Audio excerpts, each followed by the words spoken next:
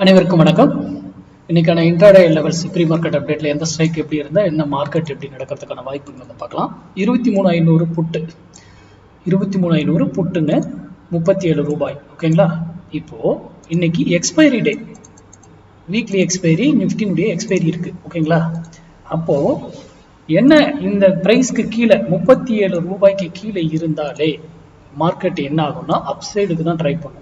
இறங்கினாலும் மறுபடியும் ஏறத்தான் பார்க்கும், இறங்கினாலும் ஏறத்தான் பார்க்கும். அப்போ எக்ஸ்பைரி டேல ஏன் பிரீமியம் வந்து இதுக்கு கீழே தான் இருக்கும், ஆனா மார்க்கெட்டு திடீர்னு இறங்கும். ஏன்னா இது அப்ப ஏறினாலும் பிரீமியம் இது வரைக்கும் தான் போகும், எகைனா அதுக்கப்புறம் திரும்பிடும். அப்போ மார்க்கெட் என்ன சார் இறங்கிக்கிட்டு இருக்கு பிரீமியம், அதுதான் எக்ஸ்பைரியினுடைய பியூட்டி. எக்ஸ்பைரியில வந்து பிரீமியத்தை அழகா மெல்ட் பண்ணி உங்களை இது பண்ணிடுவாங்க. அப்போ அதற்கேற்றாற் போல உங்க வர்த்தகத்தை பண்ணுங்க. 37 ரூபாய்க்கு கீழே இருந்ததுன்னா புட்டு மார்க்கெட் மேலே ஏறும், 37 ரூபாய்க்கு மேலே இருந்ததுன்னா புட்டு மார்க்கெட் கீழே இறங்கும். 23,500.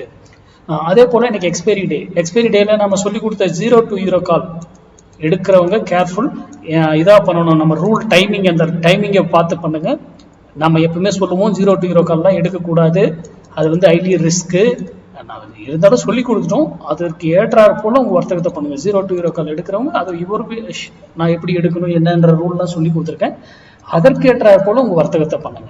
மொத்தமாக போயிட்டு பிளைண்டாக டைமிங் எல்லாம் விட்டுட்டு எடுத்துட்டு காலையில் எடுத்துட்டு அப்படியே உட்காந்துக்கிட்டு இருந்தீங்கனால 0 to 0 எல்லாம் ஆகாது.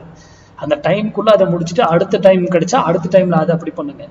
இல்லையா 0 to 0 கால் என்னுடைய தியரி நான் சொல்லியிருப்பேன், நான் பண்ணவே மாட்டேன் அப்படின்றதும் உங்களுக்கு நான் சொல்லியிருக்கேன் ஏற்கனவே. ஏன்னா தெரிஞ்ச யாராவது 0 ஆகும்னு தெரிஞ்ச ஒரு முதலீடு பண்ணுவாங்களா? 0ன்னு அதில் ஒரு ஆப்ஷன் இருக்கு கரெக்டா, அப்படிங்கிறதுனால அதெல்லாம் அவாய்ட் பண்ணிடுங்க. ஓகேங்களா? அது மட்டுமல்ல, நான் வந்து மார்க்கெட்டு தான் இங்கே வந்து பை பண்ணுங்க செல் பண்ணுங்கன்னு இதில் நான் சொல்லவே கிடையாதுங்க. யாரும் சொல்றதையும் அதை நம்பக்கூடாது. மார்க்கெட்டை தான் நான் இந்த டைரக்ஷன் போகுன்றதை சொல்றேனே தவிர, அதுவும் இதை வைத்து பிரீமியத்தை வைத்து சொல்றேனே தவிர, மார்க்கெட் அப்போ டவுனோ எதாக இருந்தாலும் நீங்க தான் டிசைட் பண்ணணும். யார் சொல்றதையும் நம்பக்கூடாது, இன்க்ளூடிங் மீ. நான் சொல்றதையும் நம்பக்கூடாது. உங்களுக்கு தெரிந்திருந்து இந்த மேக்ஸ் உங்க கால்குலேஷன் கூட இது மேட்ச் ஆச்சுன்னா நீங்க அழகா அதை பயன்படுத்தி கொள்ளலாம். நன்றி, வணக்கம், வாழ்க வளமுடன்.